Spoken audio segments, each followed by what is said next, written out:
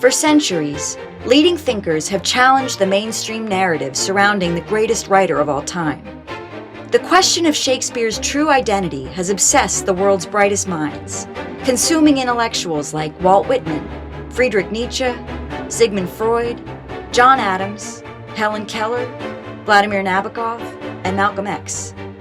Mark Twain called the Shakespeare that's taught in schools an Eiffel Tower of artificialities. Henry James wrote, "I am haunted by the conviction that the divine William is the biggest and most successful fraud ever practiced on a patient world." My name is Phoebe Nir, and it's my distinct pleasure to introduce you to the most fascinating man you've never heard of. A courtier, poet, lover, rebel, and spy who scandalized the Elizabethan court. He had many friends, countless enemies, and a secret that drove his legacy into the shadows. This is Edward de Vere, the man who was Shakespeare.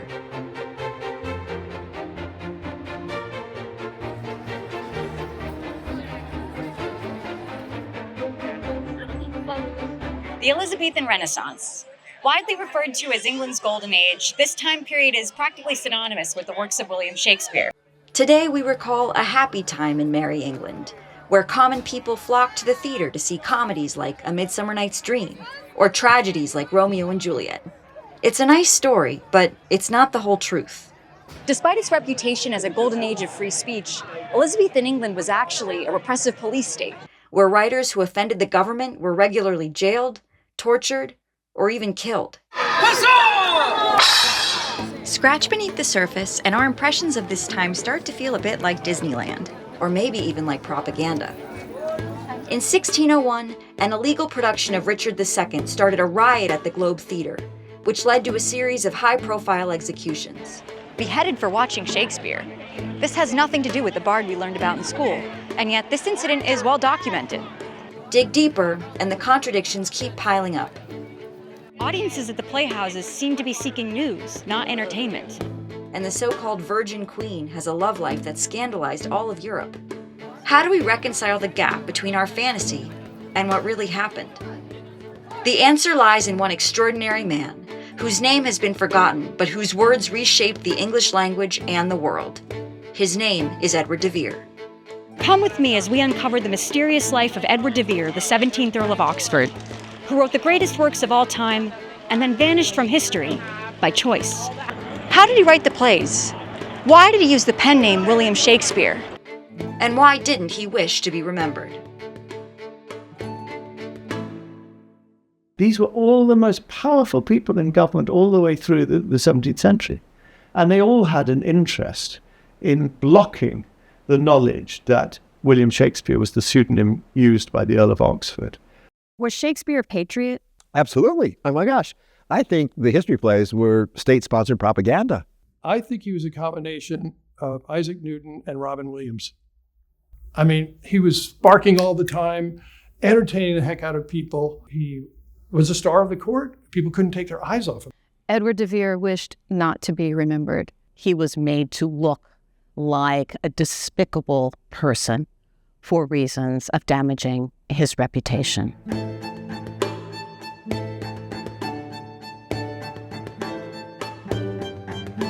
I'm holding a copy of Camden's Annals, a historical account of Queen Elizabeth's reign that was commissioned by her own government.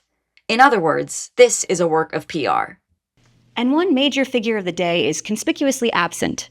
Aside from recording his attendance at major events, Edward de Vere, the 17th Earl of Oxford, is mentioned by name exactly once.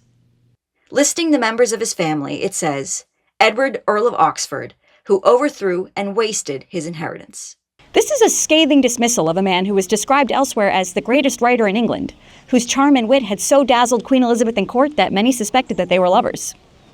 The omission is even stranger given the fact that Edward de Vere was friends with historian William Camden, having praised him in print, and even appointed him to a government committee. So why does Camden reduce de Vere to a footnote? This is just one instance of many in which Edward de Vere seems to have been intentionally erased from the historical record. There's a smoking crater in the center of Elizabethan history, and everyone is tiptoeing around it, trying not to fall in. One interesting fact is you try to guess when the first biography of Shakespeare was written, because book-length biography. Well, the truth of the matter is it wasn't written until 1847 by Charles Knight. Nobody could find enough on Shakespeare. There simply wasn't anything there. Biographers, they felt it couldn't be done, but they did start wondering why. What's going on? You know, on the one hand, we have Ben Jonson calling this man soul of the age. We could write fat books all about Ben Jonson, but we have nothing on Shakespeare. Nothing except for 6 scrambled signatures. What you're looking at is actually the only physical writing that we have by William Shakespeare. We have 0 letters of correspondence from or to him, no drafts of plays or poems, and no receipts for writing commissions. Just these 6 scrawly-looking signatures. And you can notice that the name is spelled lots of different ways, not how we're used to seeing it spelled. Here is Shakespeare spelled with an X, here it has a G and an S. None of these names is spelled with a hyphen, like how it first appears in Shakespeare's sonnets. Hyphens, incidentally, were common in Renaissance pseudonyms, like Simon Smellnave or Philip Foulweather. Now, it was normal back then for people to spell their names differently throughout their lives, but these 2 signatures on the deed for Blackfriars were taken just days apart, and the spelling and handwriting look so different that they suggest that Will used legal clerks to sign his name. This would have been the go-to option for the 90% of Stratford-upon-Avon that didn't know how to read and write. A population known to have included Will's parents, his siblings, and later his children. We're not allowed to record. I'm not recording. I am. In the mid-1800s, a scandal rocked the public. The high-profile opening of the Shakespeare Birthplace Museum in Stratford-upon-Avon had attracted a wave of celebrity tourists, including Mark Twain and Henry James, who had immediately suspected a hoax. The Birthplace Museum looked flashy, but there was in fact no evidence that William Shakespeare had been born there, and the faux Tudor mansion only dated back to the Victorian era. All of this was built in the Victorian era. The original structures that were here were determined to be too small and not pretty enough or attractive enough to tourists, so they demolished them and built these Tudor replicas. That's basically as real as everything else that you see in this museum. Mark Twain, whose real name was Samuel Clemens, felt certain that Shakespeare had to be a pen name too, and wrote a whole book mocking the traditional biography of the Stratford man. Why is it so late that a book-length biography comes out? And of course it's full of tosh. Nothing in it can be shown to be right, because we know nothing of any interest about William. With the backlash to the Birthplace Museum, a spotlight was suddenly shown on the many oddities that had surrounded the identity of William Shakespeare for centuries. The traditional narrative was failing to hold water, and every major intellectual of the day had something to say about it. Writers such as Walt Whitman, Ralph Waldo Emerson, and even Helen Keller expressed their conviction that the true genius behind Shakespeare's works had spent centuries lurking in the shadows. A number of alternative authorship candidates were put forward, mostly members of the aristocracy, reflecting the erudite nature of the plays and the author's seeming first-hand knowledge of royal courts in France and Italy. Shakespeare described inch by inch the murals on the walls of the ducal palace of Mantua, and wrote entire plays mocking the court politics of the 1570s, a time when Will would have been a child far away in Stratford-upon-Avon. The closer you looked, the more it seemed that 2 incongruous people shared the same name. One, a totally unlettered, perhaps even illiterate man, and the other, an author of the most show-offy, hyper-literate plays ever written for Queen Elizabeth's court. We have more records of those plays being performed at court than we do actually in the public theaters. And I think the one play that's the most subversive and the most amusing of all the plays in the canon is A Midsummer Night's Dream. And Eva Turner Clarke, writing in 1928, identified the Duke of Alençon as the source for Bottom and Titania as being representative of Queen Elizabeth. Shakespeare portrays the French Duke as a donkey-headed buffoon, and the beautiful fairy queen who loves him as foolishly ensorcelled by trickery. This was a bold commentary on the potential marriage of 2 of the most powerful people in Europe. Commoners regularly had their hands or their heads cut off for much less, particularly when the topic was Queen Elizabeth's love life. There's so many parallels between Bottom and then that love potion that Oberon concocts and sends around a drop in the lover's eyes and then finally in Titania's eyes. That is actually a historical potion that Ambassador Jean Simier created and brought to Elizabeth. 19th century intellectuals were convinced that these intricate and audacious spoofs of Elizabeth's inner circle could only have been written by someone on the inside, someone who had both the first-hand knowledge and the social rank to get away with them. But authorship advocates for Francis Bacon, Christopher Marlowe, or even Queen Elizabeth herself failed to put forth convincing cases. But in 1920, a man named J.T. Looney was working diligently, determined to solve the world's greatest literary whodunit. A small-town British schoolteacher, Looney had no connection to formal academia. But to solve a mystery, you need a detective.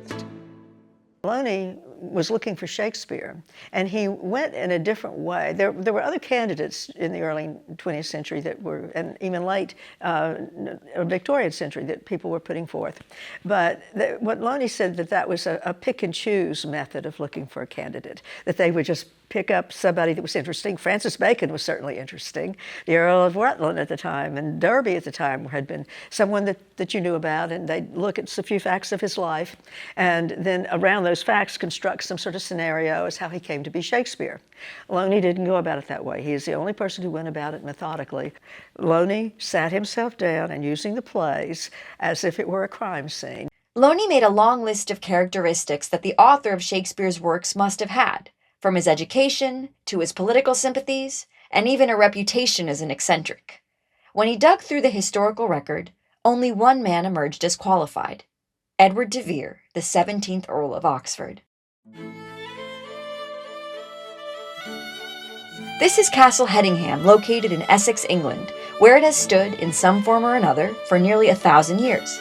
It's a popular venue for weddings and retreats, and even boasts its own liquor brand. But most of the tourists who walk its grounds are unaware that this was the birthplace of the man who would become Shakespeare. De Vere experienced theater from a young age, as his family had retained a theater troupe for 3 generations. His father, John de Vere, the 16th Earl, had a troupe of actors that he kept in-house at Castle Hedingham, and we know quite a bit about it. Edward's childhood home was filled with pageants and spectacles fit to entertain England's highest nobility. It was an education in the arts that was to be rigorously supplemented by book learning. Edward de Vere, for an undetermined period of time, lived in his early years in the home of Sir Thomas Smith, who was a Greek orator at Cambridge University, expert in law and in botany. He was perhaps the brightest Renaissance mind of the time. He produced the plays of Aristophanes at different colleges in Cambridge in the 1530s and 40s. And he had a marvelous library with a complete collection of most of the Greek dramas and, of course, hundreds of books that would have been inspirational to Earl of Oxford. Edward was sent to study at Cambridge University at age 8. He's a superman, isn't he? He's a very, very, very extraordinary person. And that's witnessed by people when he's very, very young, just saying he has an extraordinary mind. You know, that the Queen says, writing to the Holy Roman Emperor, says, I want you to be kind to Edward de Vere when he comes to you on his travels. He's got an outstanding mind, and I don't say this in the normal way. He's completely outstanding, genius. So everybody knew it, but he was a difficult guy. You know, he wasn't easy to befriend. He spoke his mind. And if you were silly or annoying, he would jolly well tell you so. I've always wondered what the role is of his mother, who was born a commoner. She was not a noblewoman. I'd kind of like to tell a story about Edward de Vere's father, if I may do that. Okay. John de Vere was married to, it was highly important. They were very strict in their marriages in that society, that an earl marry the daughter of another earl. And in John de Vere's first marriage, he married the daughter of the Earl of Westmoreland, as he was supposed to do. It was an unhappy marriage, but for some reason, John de Vere's wife died, and within that year, John de Vere headed down from Castle Hedingham, went to the Earl's Colne area below, where the commoners were. He married Marjorie Golding. It's because he married Marjorie Golding that we have Shakespeare. You know, that is my belief. Reason being, it's kind of interesting. There's no rhyme nor reason why he married Marjorie Golding, because it was a real, and I've looked at it, and it is one of the most severe declines in status that any earl ever did at that point in time. Why he picked Marjorie Golding, we don't know. Maybe she was beautiful. Maybe she was a good cook. We just don't know. But the family that was of the same status as this family in Stratford-upon-Avon, who were the Shakespeares, would come to be. There was only one little difference. The Shakespeare family in Stratford-on-Avon were all stone cold illiterate. It was an intellectually stimulating childhood for a precocious young nobleman. But tragedy struck Hedingham Castle when Edward's father, the 16th Earl of Oxford, died an untimely death when Edward was just 12. Edward was to enter the parental custody of William Cecil, Queen Elizabeth's chief advisor, regarded by many as the most powerful man in England. Cecil had also been the mastermind of a system that was to separate thousands of young orphans from their inheritances, a system known as the Court of Wards. And they put it under the control of the Master of the Royal Wards. In the time frame that William Cecil became master, it was absolutely a 50-year period. And in this time, they had control of the property of approximately, easily, 3,000 young people. Adopting a wealthy orphan as your ward was so lucrative that an auction market emerged in England to bid for them. It was a brutally exploitative system. But in adopting Edward de Vere as his ward, William Cecil wasn't just looking to make a buck. He was seeking a protege, hoping to groom the brilliant young earl into the finest statesman England had ever seen. Tell me about Edward de Vere's relationship with William Cecil. Cecil saw himself as a father figure, and I think for a while that worked very well. Young Edward was to follow a strict daily schedule at his new home, studying languages, literature, and courtly skills from dawn till dusk. And I praise William Cecil for being the man that helped make Shakespeare Shakespeare. You know the Jungian identifiers of puer and senex? Okay, he's pure senex, Oxford's pure puer. They were like at opposite poles of the psychological spectrum of creativity and wildness and, spontaneity and determined, organized, power-oriented. In Cecil House, young Edward was ensconced in what might have been the greatest university in England, with access to thousands of rare books and a front row seat to the political dealings of the day. As he trained daily in courtly skills from dancing to rhetoric, the young earl blossomed into a promising young gentleman and a highly eligible bachelor. Though William Cecil had been elevated to the title of Lord Burley, he had been born a commoner, and a family alliance with the Earl of Oxford was an attractive prospect. This was generally considered the most despicable thing that happened with wardship, because the guardian usually married the ward. It's one reason why they wanted the ward. They wanted a nice, rich ward who had properties to marry to their own daughter. The man who had adopted Edward de Vere was fated to soon become his father-in-law. I believe that her marriage to Oxford was very much in her family's favor and not particularly in his favor. Although Burley could provide political connections, I think Oxford was not pleased with the wedding. As we know, he ran away from their initial wedding in September of 1571. He simply failed to show. Her father had written this big poem congratulating the couple that got published on broadsides and distributed all through London. And then the groom, everybody gathers at Theobald's, and the groom simply doesn't show. I believe Hamlet is very autobiographical. Harold Goddard said it's the most autobiographical of all the plays, without knowing that the author was Edward de Vere, and that the character who's represented as Polonius is a parody of William Cecil. The hallmarks of why people think Polonius is based on Burley is that Burley was very famous for giving advice. He's very famous for being very long-winded and for talking to young people rather endlessly. It literally sounds like documented descriptions in letters of how Burley would talk. Some of Polonius's most famous quotes, like "To thine own self be true," seem to be parodies of Lord Burley's advice to his son, a series of maxims that he wrote and circulated privately when his son was about to travel to France. similar to how Ophelia's brother Laertes travels to France. He had spies sent to spy on his son Thomas Cecil, just like Polonius sends Rinaldo to spy on Laertes. And of course, Polonius was named Corymbus in the first quarto, of which we only have 2 copies in the entire world. Corymbus, Latin translation, means split heart or double heart. And Cecil's family motto was Cor unum via una, one heart, one way. 2 of the most beloved characters in the play are Hamlet's friends, Rosencrantz and Guildenstern. These colorful names don't appear in Greek mythology or history like most of Shakespeare's names, which begs the question of where he might have heard them. Even the setting of Denmark in the castle of Elsinore is quite uncommon in English literature. But in fact, Edward de Vere's brother-in-law was an ambassador to Denmark in the castle Elsinore in the 1580s, where he met 1 official named Rosencrantz and 2 named Guildenstern. Cardanus's comfort, which has long been considered by mainstream scholars to be an inspiration for Hamlet's to be or not to be speech, has been referred to by scholars as Hamlet's book.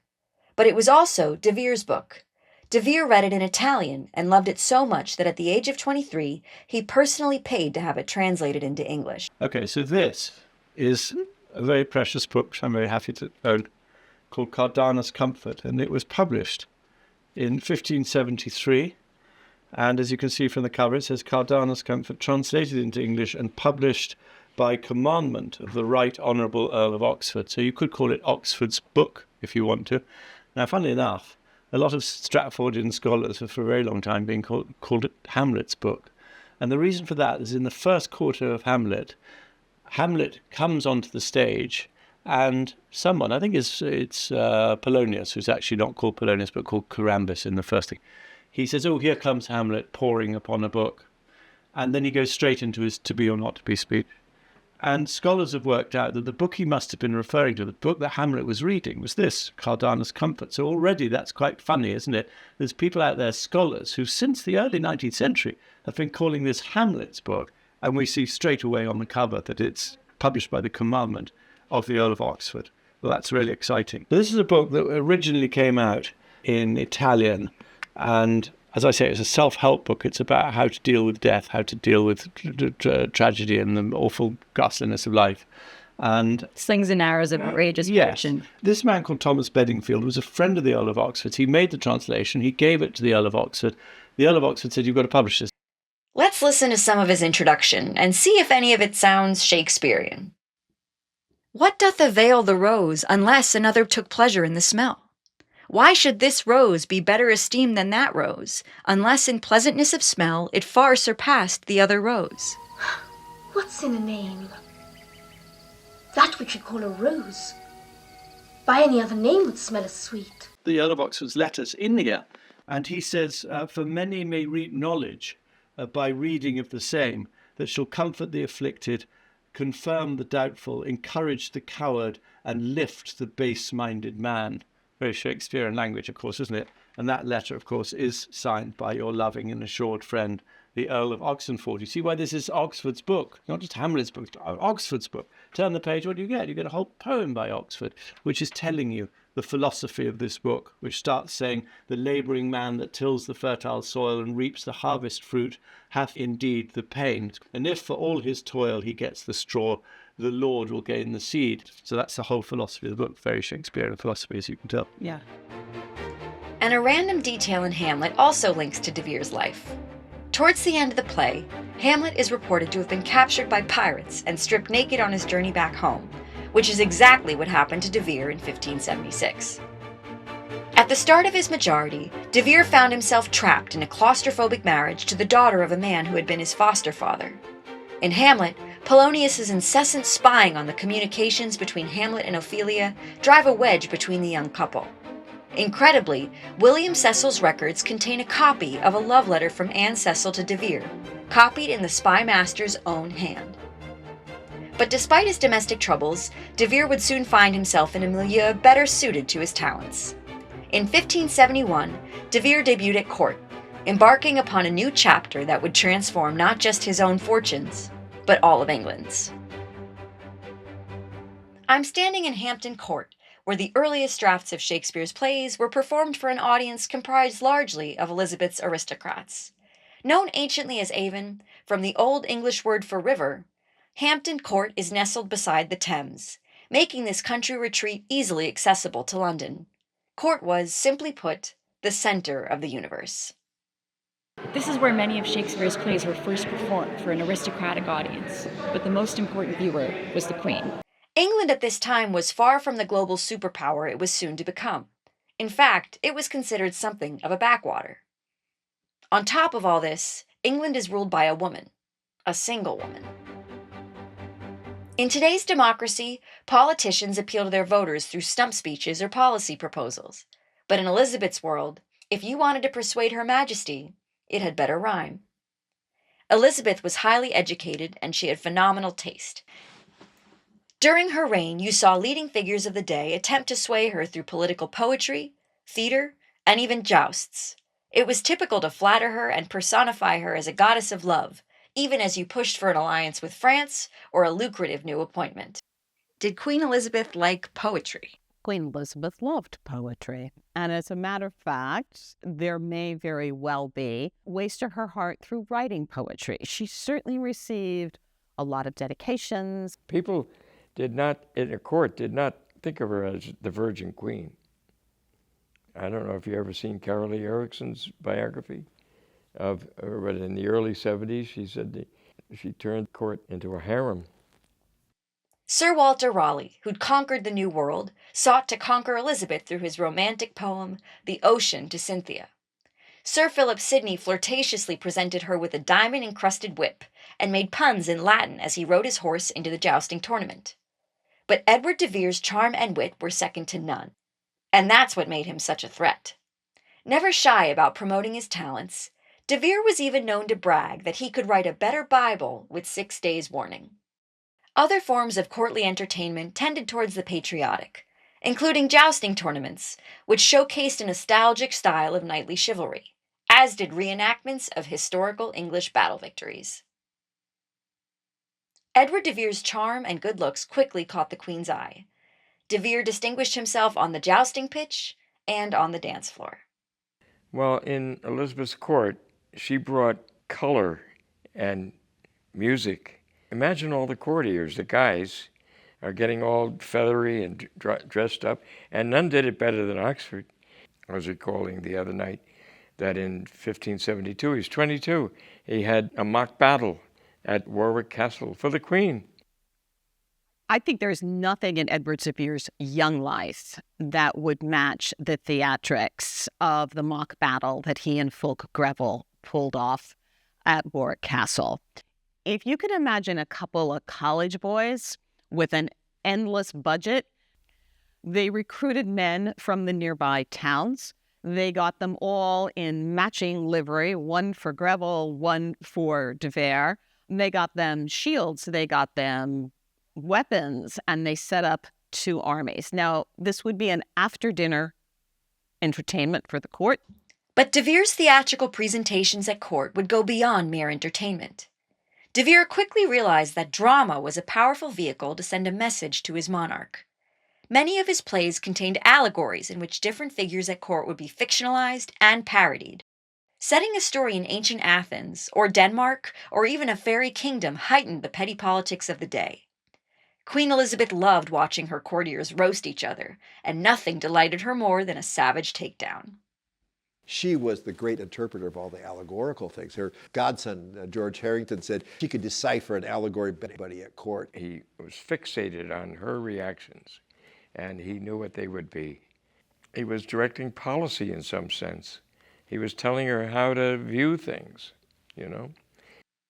Just as Hamlet says, "The play's the thing wherein I'll catch the conscience of the king," de Vere used his plays to catch Elizabeth's conscience, weighing in on topics from trade policy to war to the most sensitive issue in all of England, the question of a royal marriage. Edward de Vere was rewarded for his talents with a massive £1,000 annuity, which carried unique instructions from the head of Elizabeth's Secret Service that de Vere should not record where he spent the money. I do think the history plays were clearly designed to aggrandize and legitimize the Tudor regime and to marginalize the Yorkists. He was being paid in some regards to write the history of the English people and to show the greatness of the nobility and to make Henry V this fabulous, heroic dynamo. World War II comes along. Winston Churchill calls up a bunch of theater people, says, let's have a nice production of Henry V. And it's state-sponsored propaganda. It was released on D-Day, of course. So they were using these plays, and Elizabeth was using these plays to bring together the identity of the English people, to distinguish them and to elevate them, the whole English nation, in terms of the struggle they had against the superior Catholic powers, certainly in Spain, but also in Italy and France. He writes something, and which is published in 1592, which talks about policy of plays as a secret policy of government. He rather leaks it out, and that is, just as I said, it is to elevate the public mind and to get Britain intellectually to compete with the French and the Italians and be on a par with them and write great poetry and speak great language and to believe in the language itself, that the language has every reason to be as great a language as Latin and Greek and French and Italian. And above all else, Edward de Vere would make his queen immortal. If he was doing anything, he was trying to keep her happy, integrating classical with current political context that I think would have been quite delightful to her. Portraying her as certain types of characters like Titania or perhaps Cleopatra as powerful women who are magnificent creatures on the stage. It was a tip of the hat to her. Did Queen Elizabeth's relationship with de Vere go beyond that of a monarch and her royal subject? Many contemporaries seem to think so, and the hot-blooded daughter of Henry VIII and Anne Boleyn was notorious for her dalliances with handsome young courtiers. We'll return to de Vere's relationship with Elizabeth in future episodes, but for now, de Vere was about to embark upon a love affair of a different kind. In 1575, at the age of 25, he traveled abroad to Italy, and one small step for de Vere would mean a giant leap for the English Renaissance. He is sent with diplomatic letters from his queen, from his government, which he has been asking to go abroad. He has wanted to do something for his country. It is what's in his blood to do. It's what his ancestors did. So he gets permission to go. Was Edward de Vere inspired by the Italian Renaissance? Was Edward. Edward de Vere was so inspired by the Italian Renaissance. I mean, first of all, Italy is a much warmer country. It's got beautiful gardens. It has trade routes that bring into it spices and silks. And the Italians had been working at developing art. Titian was painting in Venice at the time he was there. Musical sophistication was long embedded into the musicality of the language alone, but Italian composers were decades ahead of where English music was. The popular Italian art form of commedia dell'arte would also inspire de Vere, and its stock characters and tropes like twins separated by shipwrecks would heavily influence works like Twelfth Night and the Comedy of Errors. Is there a before and an after in England in terms of what Edward de Vere brings back from Italy? Well, you have in the early part of the century, you really have just the church-based plays that there were no public theaters. Okay. The Earl of Oxford goes to Italy, comes back in 1576. In the next 25 years, you've got a profusion of new theaters, the Globe and the Rose and, all these great public houses that are putting on phenomenal plays, and the acting companies that have huge repertories. It became a growth industry like Silicon Valley in the late 20th century. It was just a phenomenal growth of cultural phenomena that was really enriched. Oh my gosh, I think Edward de Vere almost was the English Renaissance. And he explains in one of his publications, written under someone else's name, that the goal of England is to let the world know that it has as much literary and artistic talent as ancient Greece, ancient Rome, and Renaissance Italy.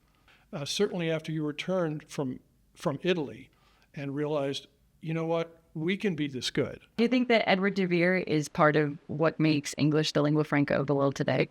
100%. Because He restated as a... he's Shakespeare, isn't he? Yeah.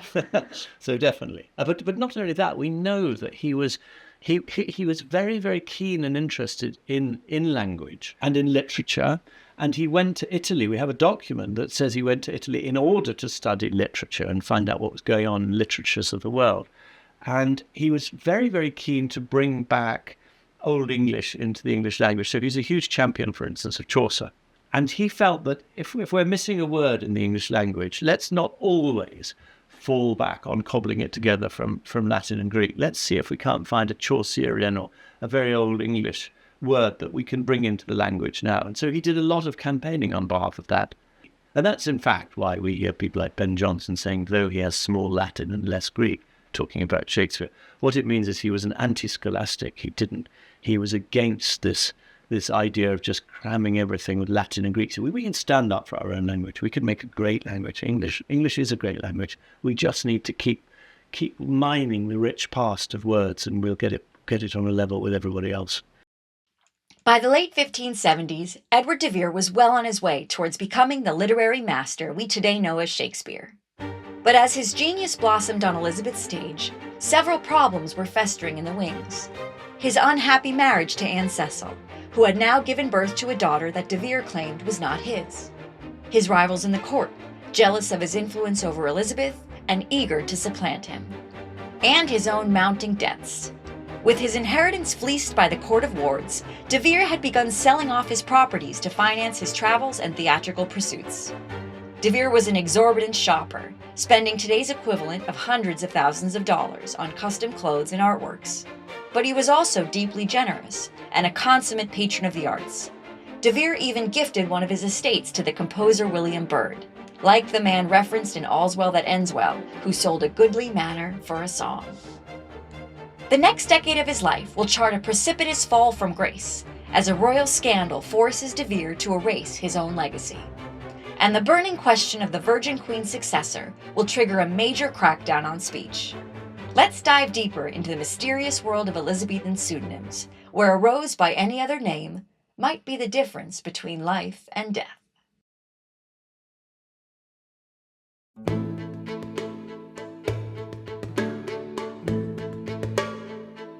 Okay, we're just warming up. Okay.